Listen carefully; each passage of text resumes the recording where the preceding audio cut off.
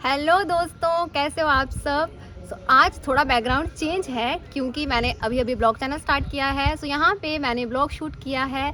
जैसा प्यार आपने मुझे इस चैनल पे दिया है, ऐसा ही मेरे ब्लॉग चैनल को प्यार देना। लिंक आपको डिस्क्रिप्शन में मिल जाएगा। प्लीज़ इस चैनल को भी सब्सक्राइब कर लेना। बाकी आपकी अपनी मर्जी है। यहाँ से जाते जाते सोचा मैंने क्यों ना एक वीडियो यहाँ पे शूट कर ली जाए, क्योंकि सेम बैकग्राउंड से बोर हो जाते हैं। आज की वीडियो बहुत इंटरेस्टिंग होने वाली है, क्योंकि आज की वीडियो में मैं अपने 1 साल का एक्सपीरियंस शेयर करने वाली हूँ कि एज अ आरआरबी पीओ मैंने क्या क्या सीखा है। अभी तो जितना सीखा है ऐसा लगता है कि अभी भी बहुत कम है और बहुत कुछ सीखना अभी बाकी है। और इसके साथ ही ये मत कंपैरिजन करना कि हमें तो ये सब सिखा दिया है या फिर हमें तो अभी ये सब आता नहीं है। ब्रांच टू ब्रांच बहुत सारी चीज़ें डिफ़र करती हैं, क्योंकि अर्बन, सेमी अर्बन और रूरल एरिया में ब्रांचेज़ होती हैं। उस हिसाब से स्टाफ होता है और उस हिसाब से ही आगे फिर आपका काम डिवाइड किया जाता है।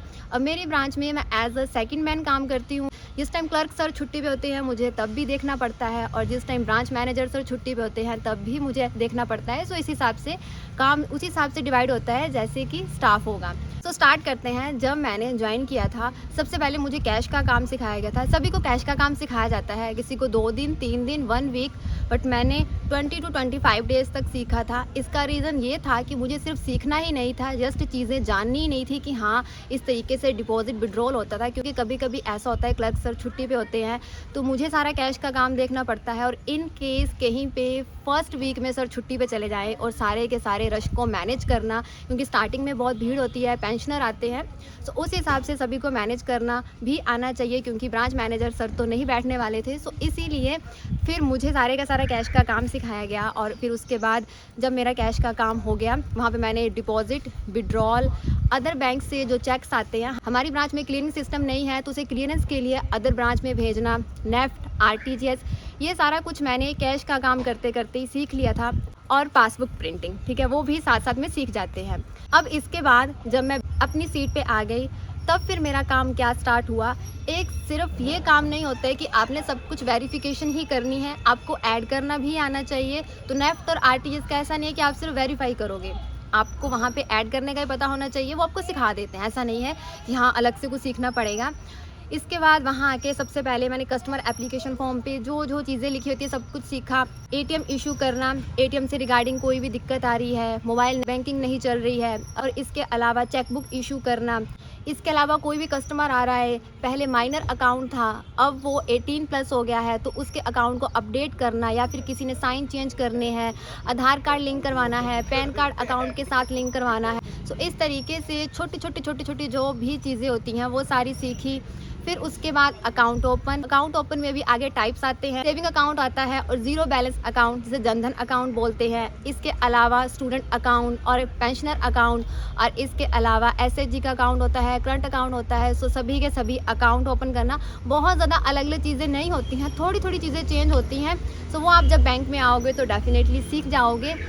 अकाउंट ओपन हो गया, अकाउंट क्लोज करना, डीआरडी ओपन क्लोज। कई बार ऐसा होता है कि एफडी मैच्योर होने पे बंद करवा देते हैं, या फिर कई बार ऐसा होता है कि मिड में आ जाते हैं, हमें इसमें और अमाउंट डालना है, या फिर इसमें जो अगर मान लो 2 लाख की एफडी है तो इसमें आधा निकाल दो। और इसके बाद अब बारी आती है रजिस्टर्स को मेंटेन करना। मंथली रजिस्टर मेंटेन होते हैं, चेकबुक का, एटीएम का, जो पोस्ट हम करते हैं उसका रजिस्टर, एक्सपेंडिचर रजिस्टर, ऐसे बहुत सारे अलग अलग रजिस्टर होते हैं, सभी रजिस्टर को मेंटेन करना।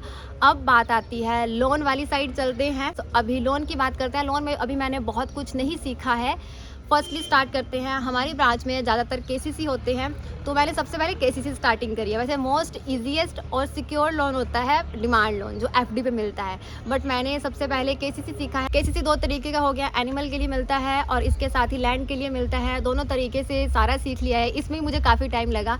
सिर्फ एक लोन अकाउंट ओपन करना, उसके सारे डॉक्यूमेंट्स पूरे करना, यही नहीं, इसके साथ छोटी छोटी चीज़ें, सभी को रजिस्टर्स पे ऐड करना, फील्ड विजिट की डेट ऐड करना, और उसके बाद जब फाइनल आपका पूरा अकाउंट ओपन करते हैं उसको डॉक्यूमेंट रजिस्टर पे ऐड करना। छोटी छोटी सारी की सारी चीज़ें पूरी करनी पड़ती है, पूरी फाइल स्टिच करवा के। फिर ये सारा कुछ सीखा। फिर डिमांड लोन भी आया। डिमांड लोन का तो एक छोटा सा इंसिडेंट शेयर करती हूँ कि डिमांड लोन का ऐसा हुआ कि बाकी सारा तो पता लग गया कि किस तरीके से खोलना है, सारे जितने भी उसके पॉइंट्स थे फिल कर दिए थे। लास्ट में इंटरेस्ट कोड में जाके दिक्कत आने लग पड़ी। 8.30 था, 8.25 तक तो हो गया, आगे का 0.30 नहीं आ रहा था। उस दिन मुझे इतना ज़्यादा फ़ील हो रहा था कि भई एक डिमांड लोन नहीं खुल रहा है, कस्टमर आके बैठा हुआ है, 1 घंटा हो गया और मुझे समझ ना आए किस तरीके से उसे बार-बार खोल के देख रही हूँ। अदर लोन को चेक कर रही हूँ, एक्सपेंड करके देख रही हूँ कि किस तरीके से क्या होगा, समझ नहीं आ रहा था। बट ये है कि गलतियों से ही इंसान सीखता है, कभी भी नहीं डरना है कि हमें कोई चीज़ नहीं आ रही है, हमसे कुछ गलत हो रहा है तो कोई बहुत दिक्कत हो जाएगी। एंड सेकंडली जितनी ज़्यादा गलतियाँ होती हैं इंसान उतना ज़्यादा सीखता है, सीखने से कभी नहीं डरना है। अब मेरे से उस टाइम गलती हुई, अब मैं पूरी लाइफ डिमांड लोन को लेकर कभी भी गलती नहीं करने वाली हूँ, क्योंकि अब मुझे पता लग गया मैंने कहाँ पे क्या मिस्टेक करी। 1 घंटा मतलब ऐसा हो रहा था कि मैं कस्टमर को फेस नहीं कर पा रही थी, वो भी सोच रहा था डिमांड लोन दे रहे हैं या कौन सा लोन दे रहे हैं। सो इसीलिए कभी-कभी ऐसा हो जाता है, क्योंकि बहुत ज़्यादा डिमांड लोन नहीं आते हैं। ऑब्वियसली बड़ी ब्रांच होंगी, बहुत सारे लोन आएँगे तो आपकी एक हैबिट बन जाती है डेली की डेली प्रैक्टिस करना ना, तो आपको अच्छे से आ जाता है। अब जिसने डिमांड लोन किया ही एक हो और सडनली आ जाए तो फिर थोड़ा मुश्किल हो जाता है। बट ये है कि अब डिमांड लोन भी हो गया, इसके बाद एफडी पे ओडी होती है, ये वाला लोन, और एसएचजी को लोन देना। एसएचजी का लोन भी काफ़ी ईज़ी होता है। इसके अलावा पर्सनल लोन, जिस लोन को अभी सीख रही हूँ वो है सीसी लोन, हाउस लोन और ट्रांसपोर्ट लोन। सो अभी ये सीख रही हूँ, फाइल्स वगैरह कंप्लीट कर रही हूँ। ऐसा नहीं है कि जिस टाइम मुझे लोन सिखाए गए तो मुझे एकदम से पहले दिन ही बिठा दिया सिस्टम पे कि आपको इस तरीके से ये कमांड यूज़ करनी है और आपको खाता खोलना है। पहले मैंने फाइल्स भरी तो उसमें मुझे पता लगा कि अच्छा ये डॉक्यूमेंट होता है, इस तरीके से ये डॉक्यूमेंट का नेम है। चाहे मुझे उसमें नहीं पता था कि ये डॉक्यूमेंट कहाँ से मिलता है, क्या उसका मतलब है, बट ये होता है जिस टाइम आप कोई फाइल भरते हो या फिर किसी पुरानी फाइल को पढ़ते हो तो आपको समझ आता है कि हाँ ये ऐसा डॉक्यूमेंट भी है। अभी ऐसा नहीं है कि बहुत सारी चीज़ें मैंने सीख ली हैं, अभी बहुत कुछ सीख रही हूँ, बहुत कुछ सीखना भी बाकी है। सो लोन का तो अभी चल रहा है। इसके अलावा हो सकता है मैं बीच में कुछ चीज़ें भूल भी जाऊँ, क्योंकि सडनली विदाउट मैंने बिना कुछ लिखे डायरेक्ट आपके साथ अपना एक्सपीरियंस शेयर कर रही हूँ। सो हो सकता है कुछ बीच में छोड़ भी दूँ। इसके अलावा मैं एनपीए रिकवरी में भी गई हूँ, सर के साथ गई हूँ, इतना है अकेली नहीं गई हूँ, क्योंकि उस एरिया में बसेस वगैरह की ट्रांसपोर्ट फैसिलिटी बहुत कम है और इसके साथ ही मेरे पास कोई पर्सनल व्हीकल नहीं है, तो मैं सर के साथ ही आती हूँ। मैं 2-3 बार गई हूँ एनपीए रिकवरी पे और एक बार फील्ड विजिट पे गई हूँ। बहुत ज़्यादा बार नहीं गई हूँ, बट इतना है कि हाँ पता है किस तरीके से कस्टमर से वहाँ जाके बात करनी है, कैसे समझाना है। ये छोटी-छोटी चीज़ें होती हैं जो आपको हर एक चीज़ नोट करनी है। इसके अलावा और भी बहुत सारी लोन रिलेटेड चीज़ें होती हैं, लोन के रजिस्टर मेंटेन करने होते हैं। सो ये सारा सीख रही हूँ साथ-साथ में। और चीज़ जो रह गई है लोन से पहले बताने के लिए, डेथ क्लेम। जैसे मैंने आपको बताया कि मैंने बहुत कुछ लिख के तो नहीं लेके आई हूँ, बट ये है कि मोस्टली मेन काम मैंने आपको बता दिया कि मैंने क्या-क्या सीखा है। छुट-पुट हर एक दिन कुछ ना कुछ नया सीखने को मिलता है। सो डेथ क्लेम भी सेटल करती हूँ। कई बार अकाउंट में नॉमिनी लगा होता है, कई बार अकाउंट में नॉमिनी नहीं लगा होता है, वो सबका अलग-अलग प्रोसीजर चलता है।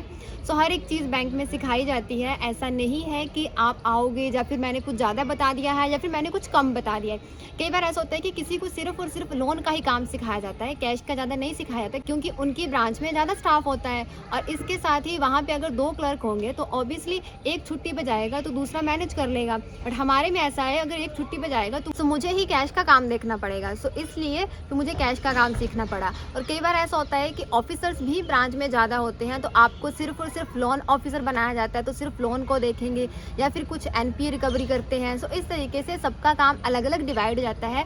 सो टेंशन लेने की कोई भी ज़रूरत नहीं है। अगर ब्रांच में कम स्टाफ भी हुआ तब भी अच्छी बात है कि आप बहुत कुछ सीखोगे।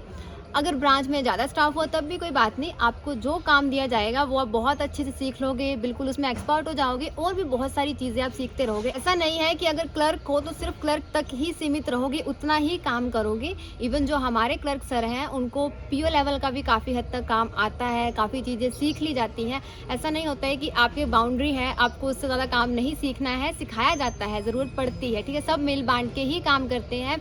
एक बहुत ज़रूरी चीज़ शेयर कर दूँ, टारगेट्स को लेके बात करते हैं कि टारगेट्स क्या दिए जाते हैं। हाँ जी, आरआरबी में भी आपको टारगेट्स दिए जाते हैं और वो कंप्लीट भी करने होते हैं। सो जैसे कि इंश्योरेंस होती हैं, पीएमएसबीवाई सुरक्षा बीमा योजना, जीवन ज्योति बीमा योजना, अटल पेंशन योजना, इस तरीके से उनके भी टारगेट्स मिलते हैं। सो हम डिवाइड कर लेते हैं और फिर कस्टमर जब आता है तो उस हिसाब से उनको समझाते हैं कि ये इंश्योरेंस क्या आपने करवाई हुई है, इसका ये बेनिफिट है। कैंप लगाए जाते हैं, कैंप में थोड़े थोड़े लोगों को इकट्ठा करके उनको समझाया जाता है कि हाँ इस तरीके से ये इंश्योरेंस है, इसका इस तरीके से आपको बेनिफिट मिलेगा। सो यहाँ भी टारगेट्स मिलते हैं, लोन के भी टारगेट्स होते हैं, डिपॉजिट के भी होते हैं। सो ऐसा नहीं है कि आरआरबी में है तो आपको टारगेट्स नहीं मिलेंगे और सब मिलके कर लेते हैं। ऐसा नहीं कि ब्रांच में आप सिर्फ इकलौते ही ऐसे होंगे जिसको सारे के सारे टारगेट पूरे करने पड़ेंगे, ऐसा बिल्कुल नहीं है, सब कुछ मिलके हो जाता है, ठीक है। और रही बात अगर बहुत ज़्यादा स्ट्रेस में सोचना है इस चीज़ के बारे में तो ऑब्वियसली फिर वो स्ट्रेस बढ़ता जाएगा। खुश होकर मिलके काम करोगे तो ऑब्वियसली काम कम होगा।